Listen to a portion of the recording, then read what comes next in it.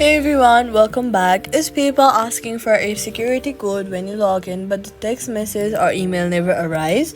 Here are 3 things to check right now that fix this almost every time. First, check if do not disturb mode or focus mode is on. Swipe down from the top right corner of your iPhone and if the focus button is highlighted, tap it to turn it off.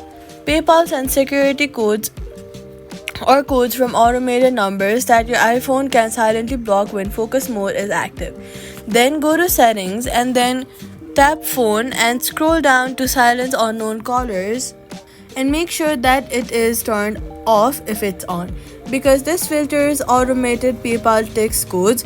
Now go back to PayPal's verification screen and tap on the option to try another way or get a code by email instead if reliably, and make sure you're checking the email address actually linked to your PayPal account, not a different one.